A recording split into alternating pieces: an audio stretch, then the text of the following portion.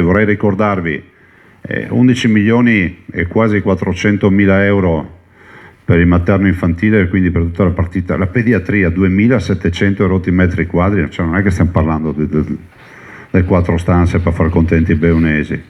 900 mila euro l'altro lavoro, quindi 11 milioni e 4 più 900 fa 11, cosa fa? 12 e 3. Altri 7,50 per l'angiografo. Questo oggi noi siamo qui ad inaugurare, dei quali 4,50 ringraziamo dalla Fondazione Cari Verona,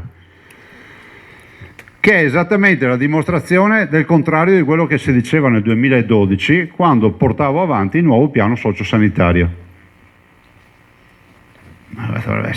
Dovrebbe essere oggi l'incontro di mea culpa, no? Di dire, cavoli, sì, mi ero sbagliato, Zaia non è un fetente, non è un infame che racconta bugie ai veneti. Pensate che addirittura quel piano oggi viene invocato, allora osteggiato, viene invocato come la parte solida della sanità da non toccare. Cioè, ma l'avevo fatto mi avete detto nel 2012 che non andava bene, adesso mi dite non sta a toccare niente perché va ben quello.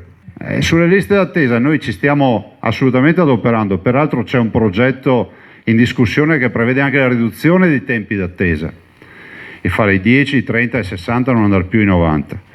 Però è altrettanto vero che noi sappiamo che sul fronte delle liste d'attesa le innovazioni devono essere assolutamente affrontate. Ad esempio è fondamentale quell'accordo che abbiamo portato avanti, stiamo portando avanti con i medici di base, da un lato per le medicine di gruppo, oggi ne abbiamo circa 300 e ne vogliamo portare a 300, dall'altro ad esempio voi sapete la nuova innovazione di pensare che il paziente esce dalla visita al medico di base e avrà già la prenotazione per la sua risonanza piuttosto che l'attacco o quant'altro, il che vuol dire che c'è anche un mediatore di mezzo che dice al paziente guarda 30 giorni, 60, oppure alzerà il telefono e dirà guarda qua non funziona.